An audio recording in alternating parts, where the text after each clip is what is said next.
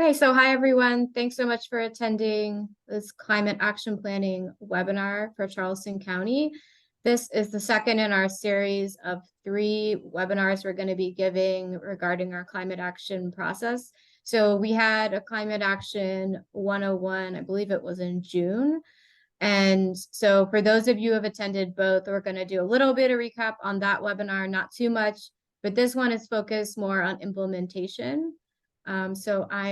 There's a lot of involvement and we really want your opinions, and that's what this one's going to focus on. So I'm going to turn it over to SSG to start the webinar. Thank you so much, Ariel. Hi, everyone, and welcome. My name is Naomi Devine, and I am the project lead at SSG, working with Ariel and her team on Charleston County's climate action plan and climate action planning process. We'll do a quick set of introductions too, just with the team here as well, but I think we've updated the chat, so we'd love introductions from yourselves in the chat as well to the hosts and panelists. And let's go to Erica, then Camilla. Oh, you're just on mute, Erica. Hi, I'm Erica Brook. I'm an engagement specialist with SSG, so I'll be helping to guide the meeting along this evening. Hi, I'm Camilla Melrose. I'm a senior consultant with SSG, and I'm working with Naomi and her team on this. Go to Fatika and then Jared. Good evening, everyone. I'm Fatika Robinson with the ASECO Group. Good evening, y'all. My name is Jared with Civics, and we're supporting SSG and the county team on implementations, which we'll be talking a little bit about later tonight. Great. Thanks so much, everyone. All right, so let's dive right in. Let's go to the next slide. All right, so we've just done some welcome and introductions. So just talking very quickly about stay on mute. We'd love for you to stay on mute when not responding, and that helps us reduce background noise. And I think what'll happen is you can raise your hand and we can unmute you, to at discussion sort of points too. As Ariel was mentioning, we want tonight to be discussion focused as much as possible. And also you can ask us questions in the chat at any time as well. We don't want you to lose any of the questions that you might have when they come up for you during the presentation. We'll seek to balance airtime to hear from as many voices as possible. And we want to be curious and challenge our own assumptions and biases. And you would have gotten a note when you came in, but just a reminder, please know that this meeting is being recorded and it'll be made available to anyone after the meeting on the project website. All right, next slide. And we're also going to be using an interactive tool today called Mentimeter. Or Menti for short. So we'd love for you to stay in it. So you'll need to open another browser or you can use your phone, and we'll show you the QR code in just a moment. So you can go to menti.com. And if you go to that site, you just need to enter a code. So we're going to post it in the chat here for you. Or what you can do is you can see there on the screen, you can hold up your phone to the screen. We'll leave it up for a little bit so that you'll get directly into the Mentimeter questions from there. So that's a way for you to give us feedback and answer questions that we'll be asking you throughout the webinar as well. And the code is in the chat too. If you have any trouble getting into any of these things, please also let us know and we'll be able to help you out. And thanks, Maggie, for testing the Q&A. So Q&A is also open if you want to ask questions that way. So we've got multiple ways for folks to participate, however you're most comfortable. All right, so let's start with a test question in Mentimeter. Erica's going to flip us over there, but it should be up for you already. So when on vacation, do you prefer to be at the beach, go to the mountains and forests, go to concerts, stay at home and let no one know that's what you're doing, or something else? We've got some answers here too. So we've got lots of people who like to go to the mountains and the forests. Lovely. Feel free to share any spots that you think are worth visiting in the chat too if you want. One person who likes to go to the beach. How many people do we have in there? 6, or how many people are in there, Erica? Can you tell? I think it looks like we're looking for about 13. Okay, wonderful. All right, so we got some more mountains and forests vacationers. 2 people like to go to the beach, 3 people. Wonderful. So this gives you a sense of Mentimeter, just so you can warm up and get used to using it. We'll be revisiting it tonight, so just keep it open. And it'll automatically advance you to the next question as well. So if you have it open, that'll be easy for you. All right. Thanks, everyone. Appreciate that. All right. So tonight's agenda. So we've done the welcome and introduction. We're going to talk about the climate action planning process a little bit. Most of tonight is actually focused on climate pollution reduction scenarios, and essentially talking about climate equity, making sure that everyone benefits from this plan. So we're going to be talking about the process, so the climate pollution model and engagement opportunities in the project. As I mentioned, we'll talk about what goes into creating a climate pollution reduction scenario. So we'll talk about sort of the ingredients tonight. Climate equity is all about hearing from you to make sure that as we are planning and going forward, we're taking into consideration the proper equity points of view, and then we'll talk about closing and next steps. And Ariel mentioned a few of those at the beginning, so we'll review them again at the end. All right, let's go to the next slide, please. All right, so back into Mentimeter, we've got an open-ended question here. So we want to hear from you too, is how is climate change impacting you? So please feel free to answer directly in Mentimeter like you did before, in the chat itself, or raise your hand and let us know and we can unmute you and we can have a discussion.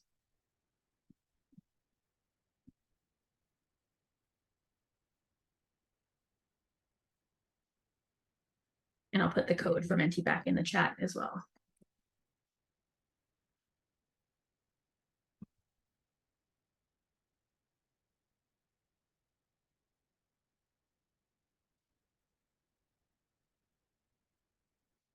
Flooding, yeah, risk response kind of coming up. Yeah, and how that can affect your commute, definitely. Yeah, insurance, anxiety, definitely.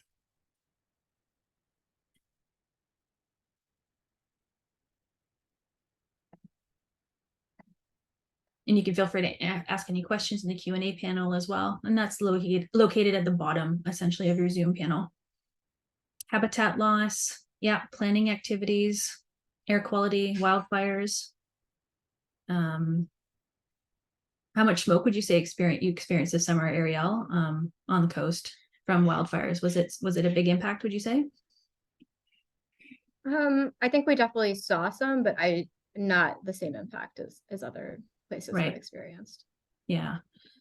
Yeah, uncertainty, tidal flooding, rain bombs, saltwater intrusion, weird weather, yeah, harming nature. Wonderful. Thank you so much, everyone. Please continue to keep sharing your answers with us. We're going to go back to the presentation, but we'll leave that question open for right now. And so I'm just going to talk very quickly about climate action planning so we can get to the implementation focused sort of discussion on climate equity tonight. So why now, essentially? And so there is essentially a global or worldwide consensus that there's no time to waste, essentially on taking climate action. There might be animation on this one, Erica.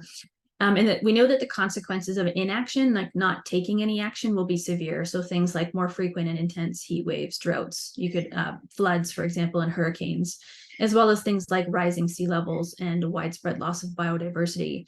So this is not a complete list, just a bit of a sample of why it's important to take action as quickly as possible. And also, there is currently an unprecedented level of federal support for climate change mitigation, which is a fancy way of saying reducing our greenhouse gas emissions or reducing our climate pollution. Our timeline for the project really takes us from now till 2050. So what's unique about a plan like this is that it's over multi-decades as well. And we will stage it, too. So what sort of happens more towards the beginning versus what happens more towards the end. And that will be shaped too by many factors, one of which is what the conversation we'll be having tonight will help us with that. And when you think about making decisions too about the lifespan of a fleet vehicle, like say that the county owns, it's got about 10 to 18 years. And say the lifespan of making a decision around big infrastructure projects like a landfill has 40 to 50 year, sort of timeline. So a climate action plan is sort of well within the scope of thinking about these types of actions that we might want to take moving forward. Let's go to the next slide. The climate action plan will demonstrate leadership in the challenge to reduce climate pollution or reducing greenhouse gas emissions. It will outline detailed actions to reduce the greenhouse gas emissions, which contribute to climate change, ensure an equitable transition for all community members, have a target for 2035, and then the target will be net zero for 2050. That would be the end point for the plan. Next slide. We do receive additional engagement input in addition to things like this evening, just to let you know. So we've got the Resilience and Sustainability Advisory Committee that has representatives from the county council, from the business community, from the environmental community, from the building community. What sector might I be missing, Ariel? I just want to make sure I don't miss them. Yeah, I mean, I think you covered most of them, just education, home builders, Yeah. things like that. Yeah, so we've got a multi-stakeholder essential committee with what known as the RSAC for short, or Resilience and Sustainability Advisory Committee. And then we've also put together what we call a staff expert climate advisory team to also help us as well. It's also multi-stakeholder with folks from different levels of government and different sectors in the community, essentially coming together to take a closer look at the modeling that goes into a climate action plan. So the often the more technical aspect of things, but also we'll be talking about implementation with them as well. So these groups provide SSG with this continual advice to make sure that our approach is properly localized to Charleston County. And if you want to learn more essentially about them, and Camilla, if you can grab that link for us too and put the charlestoncounty.org/cap in the chat for anyone, if you want to keep up to date, that's our project website. And that's where this recording will also go after this evening. Wonderful. All right. And so Okay. Tatika, welcome. Over to you to talk about community engagement strategy. Thank you. So my role in the plan for this eco group is to basically put the engagement strategy with intention to the importance of what Naomi has already shared of why the climate action plan is so important. So just wanted to give you all an overview of how we have approached the intention as we move forward. Our goal was to educate, engage, and invite. With that, it was to educate the community on a topic that they might not just normally know how to explain. With climate action and what that means, as well as engage them in the process and invite them to attend the session for this evening, or even just future opportunities. The additional questions we asked ourselves was, who would be the most impacted by this plan? Where are they? How do we reach them to engage and inform them of the process? And also, we realized that as we begin to ask those questions, it was very intentional to create a stakeholder map that basically broke down in two folds of a nexus that stated the 16 municipalities that fall under Charleston County, as well as residents who show up in the way that they work and live, meaning if they're in education, if they are a parent, if they are a small business owner, if they go to a congregation that was in Charleston County, all of the above. And when we started to look at it from that perspective, we realized that if we are going to engage people who not only do this on a regular basis, but that we want to inform to bring into the fold, we needed to do more than just talk about it and create a general flyer. We needed to make this also something that people could see and identify. So as you can see to the right of your screen, we broke it up into 3 specific areas when we think about the environment, economy, and health. And there are some examples there for you to see, so that as we're talking to people, this makes it more normalized language as to how that they show up and realizing that this is what they do every day. Additionally, we thought of how we could get out into the community and engage. That was through flyers and canvassing various communities, frequent places people would be and show up on a regular basis, community partners, including the Spanish-speaking community, as well as email, website, and the media, which thankfully we have a resident here this evening, and we know that the media has covered this topic as well. Next slide.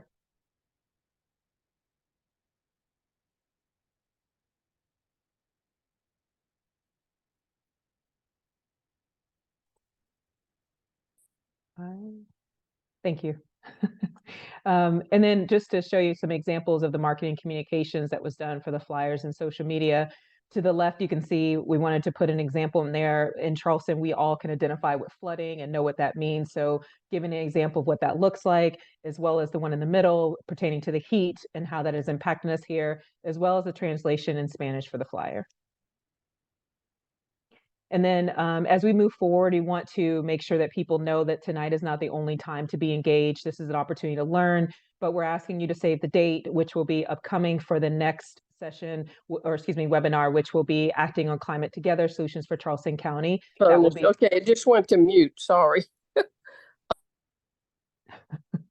Okay, that's on January the 18th at 6 p.m. We know it's ahead of time, but please go ahead and mark your calendars, because what we want you to do is Wait a minute, all right, I don't know what the phone.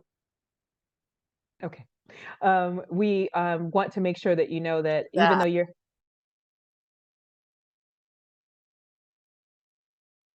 Sorry, Thatika, it looks like you got muted in the process there. okay, sorry. Okay, so when you look at this, we want you to save the date for January the 18th at 6 p.m. It will be via Zoom again. It'll be a format just like this, but we also want you to get involved. So what that means is that you could talk about what you've learned today. There's access to the infographic on the website and access for you to be able to use multiple flyers and things of that nature. We'll send those out afterwards. Take and share the survey, which will come in a follow-up email to you, which will have specific questions, about 3 to 5, that will just basically engage you in the process so that you can start asking the questions and also get additional feedback with your neighbors and friends. Host a conversation in your community or your organization. If your neighborhood has regular monthly meetings and you think that they would love to hear about this and you'd like to get them involved, please do that. And if you have an organization that you're connected to and you have a population of people that you'd like to engage, we'll be more than happy to come to you. And also, last but not least, please share it with your social media to all your friends, family, and neighbors that you know. If you have any additional questions, if you look to the right, you will see the email to the side, sustain CHSCO at charlestoncounty.org for additional information on how to get involved. Thank you. Wonderful. Thank you so much, Thatika. So as you can see, lots of opportunities to give feedback. I've just posted that email in the chat for you as well. So taking a look at how we put together a climate pollution reduction scenario. So why is it important to talk about this? Climate pollution is greenhouse gas emissions, or sometimes shortened or seen as GHG emissions, that come from burning fossil fuels such as coal, oil, and natural gas. This plan will identify how much climate pollution needs to be reduced in order to meet low emissions targets in Charleston. All right, next slide, please. And so potential climate actions kind of come up under these bigger groupings about how do we enact more widespread renewable energy, for example. How do we set new standards to build efficient new buildings that use less fossil fuels and emit less, contribute less climate pollution, low emissions transportation, so things like electric bikes, things like electric buses and cars, and other ways of getting around too that don't involve the burning of fossil fuels. And then we want to build energy efficient building retrofits. So when you take a look at buildings that already exist, how do we retrofit them to emit less or less climate pollution? And to do that too, we also want to create complete connected communities. So when the low carbon pathway or climate pollution reduction pathway is available, and in the future sort of sessions, we'll be able to take a closer look at the actions that will help us get to those targets. But these are the kind of things that you would expect to see in there, with more lists of how to get there in more detail will be explained in the pathway as it becomes available. All right, so if you've got Mentimeter open, what we'd love to hear from you now is, does anything about the sources? Oh, I think that slide got omitted. The two biggest sources of climate pollution so far that we've measured in Charleston County are transportation and buildings themselves. So that's why they sort of correspond. I think it was just before the slide 20 there. Erica, I can go over it. Yeah, my apologies, everyone. So as you can see on the left, there's buildings is the grouping, and then on the right is transportation. By far, they're the largest sort of sources of climate pollution in Charleston County. So that's where a lot of actions will be recommended in the climate pollution reduction pathway to get to our target. We'll deal with those. The other sectors are manufacturing and construction, heavy industry, agriculture, forestry and fishing, waste, and what are called fugitive emissions. Camilla, is there anything you'd add to this picture when we took the baseline and started to measure it? No, I don't think so. I think that the key takeaway is that buildings and transportation offer the biggest opportunity for dramatic reductions in our GHG emissions. Wonderful, thank you. So now that you've seen that, you're better positioned to help answer the question. Does anything about those sources of climate pollution in Charleston County surprise you? Feel free to answer in Mentimeter, in the chat, or ask a question in the Q&A.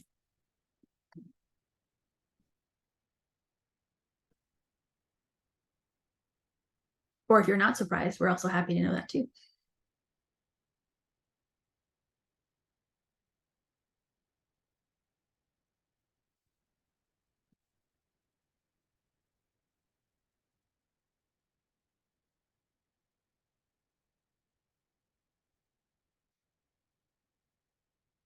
We'll give it a few more seconds, and then we'll leave this question open though for you, and we'll move on with the presentation. If anything does come up, oh, there we go. We'll come back to what I was going to say. So yeah, transportation makes sense, lack of public transport options.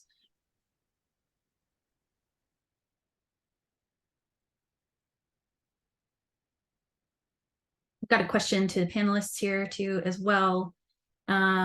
Is the construction process of the buildings, or is it energy consumption of people in buildings, including houses? Did you want to just break that down, how we measure the emissions from buildings, Camilla? Sure. The short answer to that, Emma, is that it is just the consumed energy at this point. So it's the energy that's being used to heat and cool our homes and to run things that we plug into the wall and that sort of thing. The work that goes into that full life cycle style of accounting for emissions is something that it's a burgeoning field. There's a lot of research happening on it, but it's outside of the scope of this project for now. But it is something that we will be considering when we come up with recommendations for implementation about how we can reduce those emissions overall. But right now, those emissions are just coming from activities that happen within buildings as they stand right now. Great. Thanks very much, Camilla. Great. And thank you very much for everyone contributing your questions and your responses here as well. All There's right. another question about how this data was collected, which I know is a very big question, but Camilla, maybe could you also give like a 20-second overview of how the data is found for these models? Sure. That is, it's a long process where we work with Ariel to identify data sources, like getting electricity consumption data from the electricity utility and sort of taking it as local as possible and scaling up from there. So we have things like the emissions, the GHG emissions that are produced as we produce electricity. Those are coming from a federal database, and then we scale down as much as we can for things like population growth. And we've been working very closely with Ariel and the rest of the team at the county to make sure that we have the best data possible. So I can answer specific questions about specific data, but that also might be too much information for now. Yeah, thanks, Camilla. Toby, I see that question is from you. I'm going to answer by giving you our email, and also you can reach out. We can give you like a more detailed answer as well, especially if you've got specific questions about a specific sector. We're happy to talk you through that. Okay, thanks very much, everyone. Jared, over to you. Good evening, everyone. Tonight, one of the main things that we are going to be talking about is how do we take the information that was gathered. So, Toby, to your question of the data being gathered in the first place and measured, we're going to talk now about how do we take that measured data and turn it into action. Because ultimately, we can measure everything, but if we don't do anything about it, So this second part today of implementation, taking action, has a lot to do with everyone who is on this call. The way that we take this action together is by trying to first understand what those potential reductions in emissions are, and then how do we look at all of our community priorities together to see what are we concerned about, what are we trying to do, what is our vision for the future of Charleston County, and try and put all of these things together. So if we go to the next slide, our next question here is a pretty big one. It's pretty open-ended as well. Slide, here we go. What efforts are you and your community focused on today?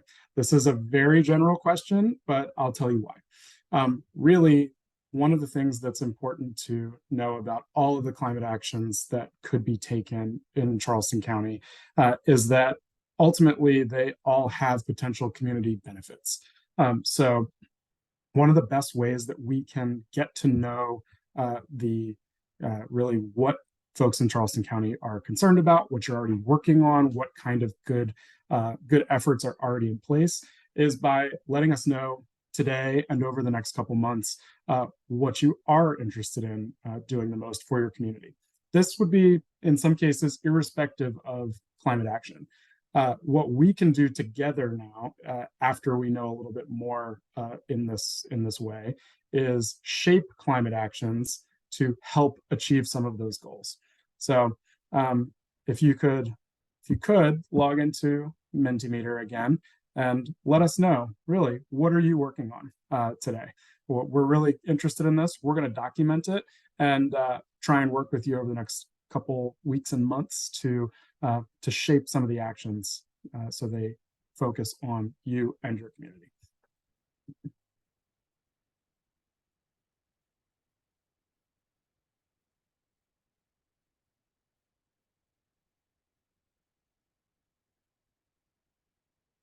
It's like we've got a few things here already, which is great. Installing rain gardens to absorb stormwater runoff, definitely addressing some of those climate hazards. We already talked about flooding affecting commutes in one of our previous questions. Composting, reducing food waste. These are all really great, direct addressing climate resilience, and in many cases, reducing greenhouse gases too. Reducing flooding, definitely. Restoring native plants, having more education opportunities. These are all really great ways to shape these implementation outcomes. That's a great one there. See there on the right side, preserving culture, historic communities, traditional ways of life. One of the things that I know we find working on climate actions across the country is that local and indigenous knowledge often is something that has been either lost or forgotten or suppressed. And in many ways, living with the land, with those hazards, is a way to begin to approach a lot of climate actions. Yeah, these are all great, and definitely please keep logging in and putting these answers in. This is the kind of information that we're going to take into what you see on the screen right now, implementation planning. So for implementation planning, this is really why our team at Civics is involved here. We're here to help identify what kinds of opportunities there are out in the world right now. Naomi mentioned some major federal funding availability. We're going to talk about that here in a second. We've also got a lot of other ways to shape this in the future. So if we go to the next slide, we can talk a little bit about what these three main things are. Implementation planning over the next couple months is really designed to enable the county and community together to take action on reducing emissions, and at the same time generating those community benefits. There are three ways that we are looking at implementation. One is all of the funding that's available, because in order to do things, it costs money. So if the money is available, if the resources are available, then that enables us to get started. The second here, feasibility and county capacity. These are also just things that practically we have to consider. Can the county actually do it? Is it within the county's jurisdiction? Is it feasible for any number of other reasons? How difficult is it to get something started? And then three here, what we just started talking about, community priorities, because all three of these things have to come together in order to make a really good implementation, an implementable action. On to the next. This is the exercise that we'll be going through coming out of that climate pollution reduction scenario. We're going to look at all the actions that are coming through there, and we're going to start scoring them. We're going to look at the potential greenhouse gas reduction involved there. We're also going to look at county capacity, community capacity. What kind of staff resources are available at the county or partner agencies? What kinds of community efforts are already underway that might be tackling some of the things that we're considering? What are the many funding opportunities that are out there, and also resources that maybe are already being spent, but on something related, but different. Co-benefits. This is just a fancy way to say, what are the secondary benefits for communities? So a good example might be that, if you replace a fossil fuel powered car with an electric vehicle, the number one benefit we might be looking at is greenhouse gas reduction, but a secondary benefit is that it cleans the air. Another is that it's a whole lot quieter in your neighborhood. That's one that I'd never really realized until spending a lot more time around electric vehicles. And then on the other side, there might be economic benefits for different communities and different people at different times. Equity impacts, the same thing here. And that's really where we're going to take a look at how to leverage all this money to benefit. So you jumped, let's jump. Funding, big one. I'm going to rush through these. There's a lot of information on these, but really this is just to present to you that there's a lot of available funding now, more than ever before. And if you want to learn more about any of these funding sources, please let us know, shoot us an email, send us a chat, set up a conversation, and we can talk through what a lot of these things mean. Really, there are three major things that have happened recently at the federal level to make a ton of money available to cities, states, and counties. The Inflation Reduction Act, the IRA, the Bipartisan Infrastructure Law, the BIL, and the Climate Pollution Reduction Grant Program, or CPRG. Tons of federal alphabet soup here, just like so many of these things. But really, let's talk just at a high level about each of these and how Charleston County might take advantage of them. First one here, the Inflation Reduction Act. You probably heard about it on the news for all sorts of reasons and all sorts of political pushing and pulling. Really, the upshot is there's more money than ever before through this act to address climate change. That's addressing climate mitigation and adaptation. So how do we reduce emissions and how do we adapt to things like sea level rise and extreme weather? $783 billion is available that is going across all kinds of different federal agencies to lower energy costs, to create jobs, to reduce air pollution, and work on the projects that will come out of this climate action plan. Let's go to the next one.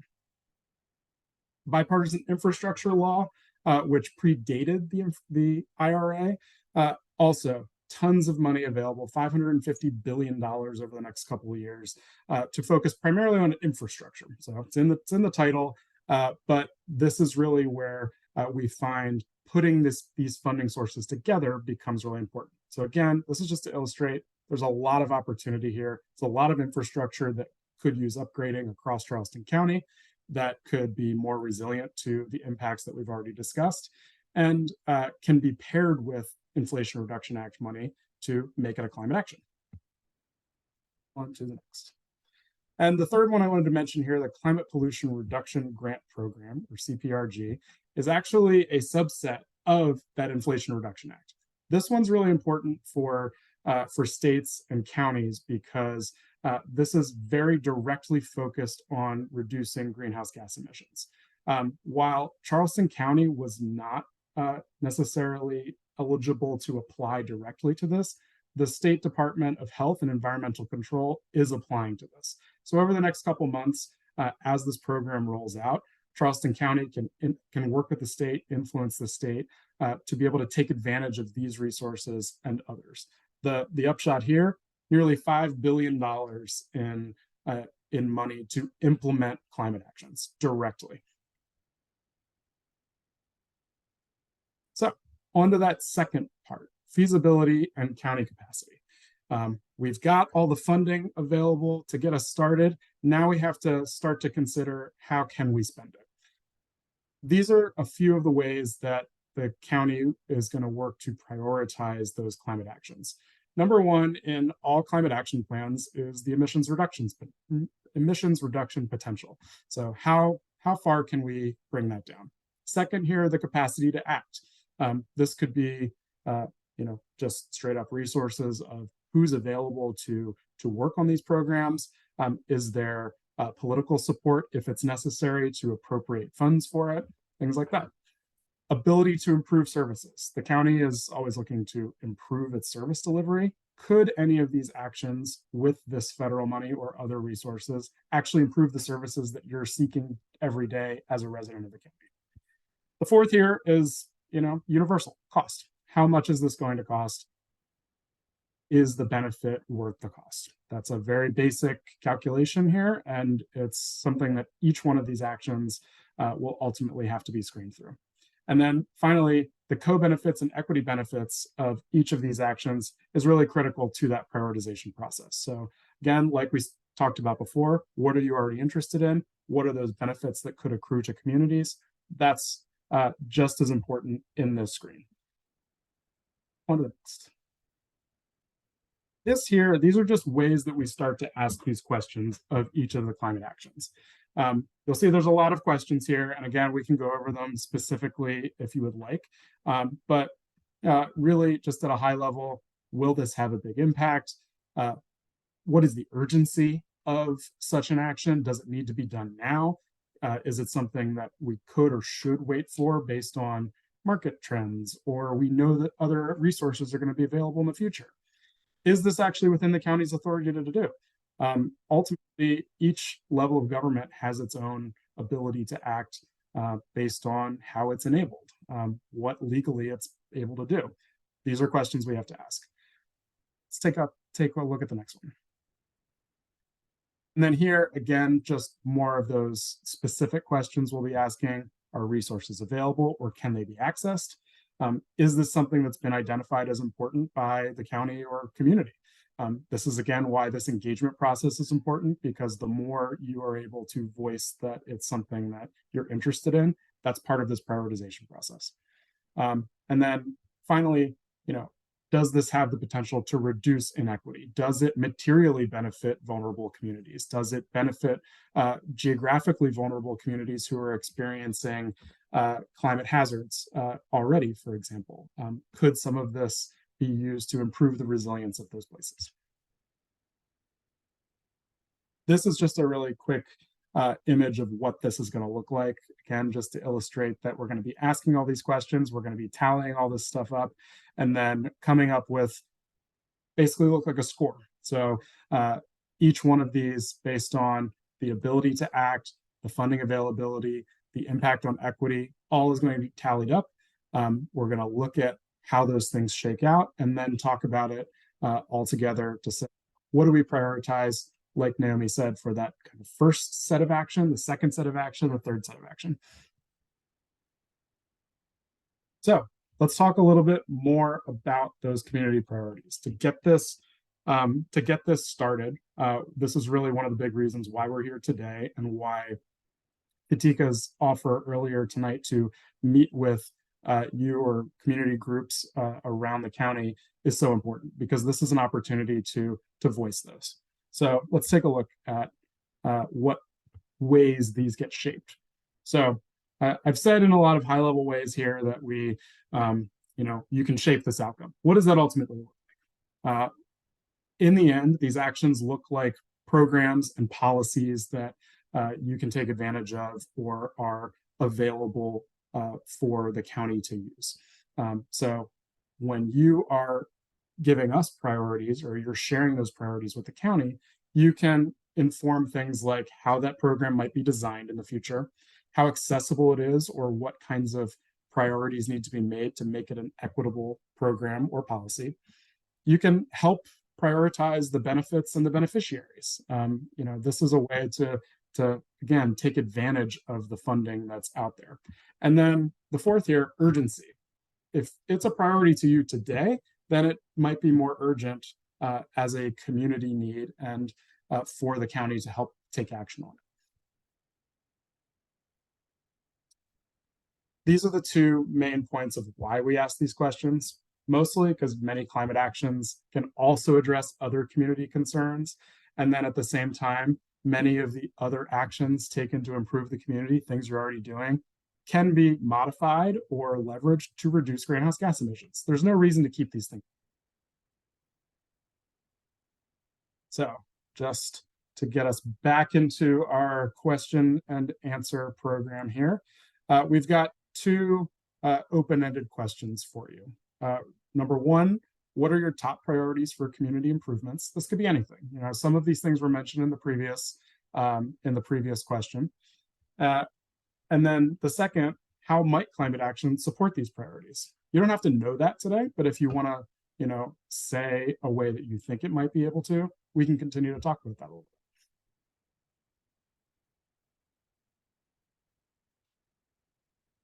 bit. We'll have to wait and see, but it's sounding like from some earlier answers, increased access to transportation, like different transportation options might be a priority, for example.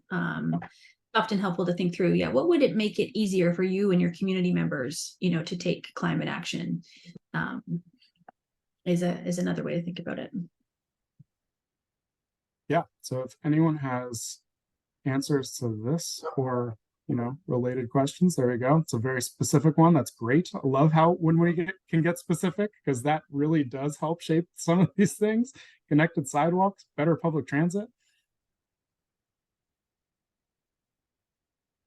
Yeah, localized agriculture, rooftop solar, electrified transportation. Wonderful.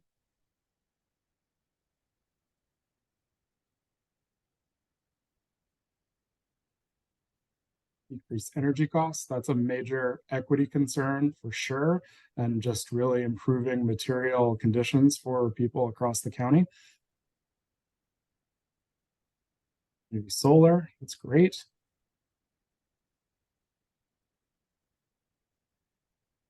Yeah, affordable housing, cooling centers. Gas leaf blowers, yeah. Yeah, we did say specific. We like that. Yeah. I mean, I wouldn't mind getting rid of electric ones too, because they're just so loud in my neighborhood. Yeah.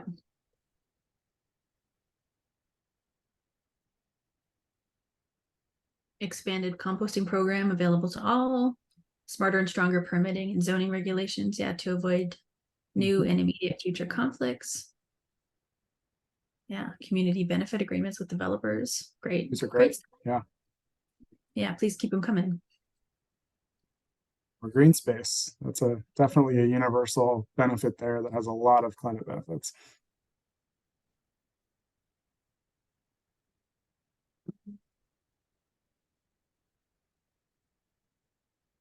Yeah, these are great. Do we want to maybe take a look at the second question here too?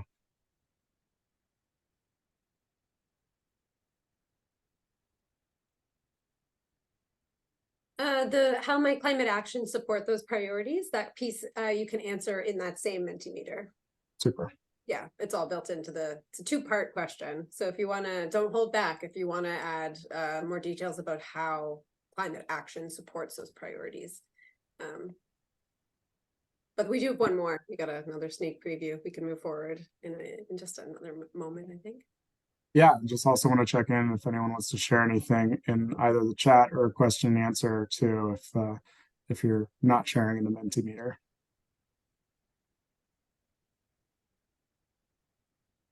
Q&A looks good so far. Looks I don't good. see anything in the chat at the moment. Yeah.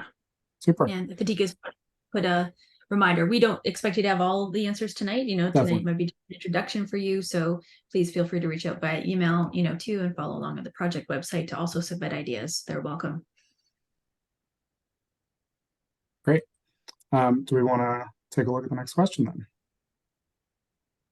We've got a multiple choice question for you here, so you don't have to do so much typing. This really has to do with all of the different ways that we might explore implementation actions. So across all of these categories. We'd love to hear from you now about which of these topic areas you're most interested in. Some of the things that maybe you've thought the most about or have affected you the most, or you just want to learn more about too. So in terms of transportation, land, resilient homes and buildings, energy generation, we've got a lot here that covers a lot of different aspects of living in a vibrant community. So let us know, and we will get that recorded. And like we've now mentioned a dozen times, you can also let us know in other ways too over the next couple of weeks and months.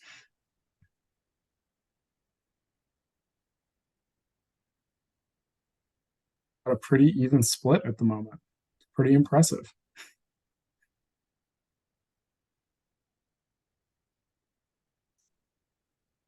I guess we're going to get input on everything.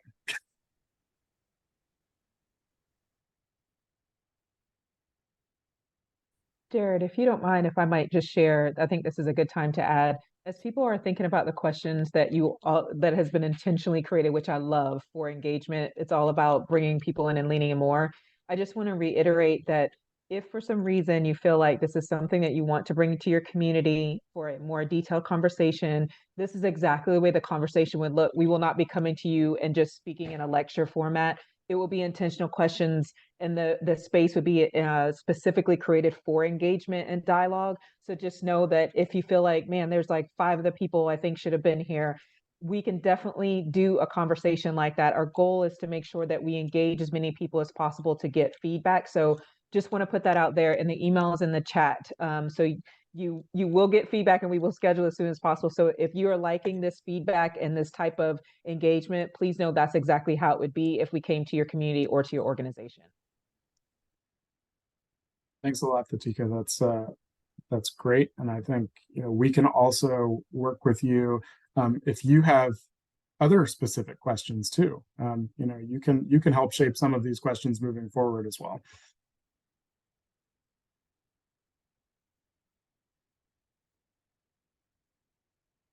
All right. Well, that really showed us that we do have a lot of interest across the board, across all of these topic areas. And I will say, as we move toward more implementation planning discussions, very specific discussions, we do want to make sure that all of these notes are taken into this prioritization process. So please don't hesitate to let us know what you might be up to or what you might want to be up to over the next coming years as the county works to take advantage of all of this available funding and the wind in the sails right now to really take action on climate. Great. Thanks very much, Jared. What are the next steps? I have a question to the hosts and panelists. Was the other webinar better attended? Yeah, I think there was a higher number of folks who attended the initial webinar, which we often see. But this is all, will there be any in-person forums? This is what Fatika is talking about, essentially too. So if you'd like to have some, that is available to you as well. And then we'll be doing another big webinar like this for January, as we mentioned, with a full look at the actions and the work Jared's talking about tonight. Now that they'll be able to evaluate that and sort of bring that back to the community for discussion. Yeah, oh, go ahead. Ariel. Oh, sorry. I just wanted to quickly mention, that people sign up for webinars and they're not always able to attend. So we had over 50 people sign up for this webinar. And so we will capture a lot of their feedback through a survey that we're creating that will ask very similar questions to what you guys had tonight. So that is another tool that we're going to use to capture people who don't necessarily have like the time to come to a webinar. In addition, we are also trying to, since this is the whole county and we make up a very large geographic area, we really want to hear from all the municipalities in the county, especially the rural ones. So we are doing some targeted outreach with those groups to be able to hear from them and hear their ideas and opinions. So if you have any, but again, if you want to host anything or want us to host and come talk to a community or organization, then we're happy to do that. And Ariel, if I might add, just to give people an example, like for example, Charleston Climate Coalition is inviting us to their next board meeting to specifically talk and engage their board members. And then we have the Awendaw and McClellanville communities that are joining together to host a conversation as well. So we will go out and do that. But I also wanted to just state that we did also create opportunities as we engage for people to have a hybrid. So if there was a community that was very small and it was hard for them to, maybe they don't have access, maybe the inequities for internet and access is not available to them. We also looked at opportunities to do that so that they could still attend. And then the 2 that leaned in had to reschedule and try for another time, which is leading to the smaller conversation. And then also for the Spanish speaking population, we're doing something totally separate for them so that they can really not have to feel like they're othered in the space, but that they can actually ask questions and feel comfortable speaking. So any thoughts that you have, I love the questions. It lets me know that you all are thinking of who else should be here. And that's the question I hope you all leave with is who else wasn't in the space that we need to have. And you can email and I think you'll get Ariel, and her and I will definitely be tag teaming on that of how we can come out and engage the community more. I just want to answer a question from the chat. We got a question, how will all the feedback be weighted given the different communities may have different concerns? Will the outcomes be tailored by community sectors? I'll speak to this and then Jared, if you want to add anything. So yeah, I think this can be tricky because I mean, we have 16 different municipalities in the county. Our jurisdiction in Charleston County is for the unincorporated areas. So we're trying our best to work very closely, collaboratively with all of the municipalities on this, because even with our best intentions, we're not going to be able to just work alone. We have to work with the other municipalities to get some of the stuff done. I will say we've been very engaged with the larger municipalities, North Charleston, James Island, Mount Pleasant, the city, of course, they have their own climate action plan. The rural ones have been a little more challenging, which is why Tatika and I are working on going directly to them for the input. In terms of weighting, I mean, I think that we're just going to have to talk about that further in the process. And as Jared talked about kind of his scale that he uses for weighting, we're going to kind of consider those actions. But hopefully we'll be able to get feedback directly from the communities to understand what's important to them to be able to take that into consideration. Do you want to add anything, Jared? Sure. I think I would also just add that a lot of it has to do with where the opportunities are, and that in some cases we might be dealing with apples and oranges. So to think of it as zero sum for one community versus another might actually jump the gun a little bit on making these decisions. So there's definitely going to be programs out there that benefit rural communities. There's funding that's targeted specifically to rural communities. There's funding that's targeted specifically to types of vulnerable communities as defined by the federal government. I think just kind of following that is a good way to start. And then figuring out on the back end, how can we spend that money? That's really where that discussion comes in. And it's not something that will be 100% decided through this planning process. I think that's an important thing for all the actions. So many of these will have long tails of effects and ways to take advantage over the coming years. So many of these might have their own processes attached to them in the future. So this is a starting point. This is a conversation starter. This is a way to identify the opportunities so that we can then advance that conversation over the coming years. We also have another question in the Q&A. How will this county level plan work with SCORE? So that's the state level climate resilience plan, and the city of Charleston's climate action plan. Are these plans 100% separate? So yeah, there's a lot of plans happening, so it can kind of get confusing. I think this one isn't super tied into the state resilience plan. It will be more tied into the DHEC plan that was spoken about, that is not yet written as part of the climate pollution reduction grant. So the state for DHEC, they're going to write that plan, and then local municipalities will be able to apply for implementation funding based on the state plan's priorities. So we're kind of waiting to see what the state prioritizes in terms of what we can apply for grant money. In terms of the city's plan, we're working very closely with the city. The sustainability director is on our internal committee on the CCAT that was mentioned. So we're aware of their targets and what their plan is, and we want them to be collaborative. So I think that, we're taking that into consideration in terms of our targets and our initiatives as we move forward. But they're going to be separate documents, but they're going to work together, if that answers the question. That's great. We have a few more minutes. Any other questions? I would love to ask everyone that is in the space, how did you hear about the session tonight? We'd love to know that. If you don't mind putting it in the chat, just how you heard about it, that would be awesome. It's nice to know like what's been the most effective way as we're engaging and communicating, like what do we need to do more of? What wasn't, what are people not getting? It would be nice.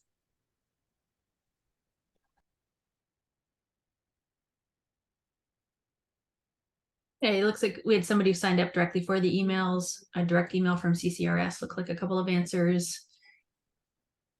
while we're waiting to see too, some answers in the chat there for you, Thatika. Emma, you say that's the inspiration for the question, given that transportation is a priority. I'm having a hard time connecting the dots between public transit and rural communities, even though that's an important aspect of improving urban life. Great comment, too, as well. And we're here to help connect the dots. And of course, there'll be options for the county to consider, given that's a priority moving forward. And that's what Jared is here to help with too, to make that much more specific. What would the funding opportunities be? What do the programs essentially look like, given all of these moving parts, that are happening? So we're trying to make that clearer so that we can connect the dots better. Thank you for that question. I just wanted to add really quickly for the person that said, I think it was David, thank you so much for signing up.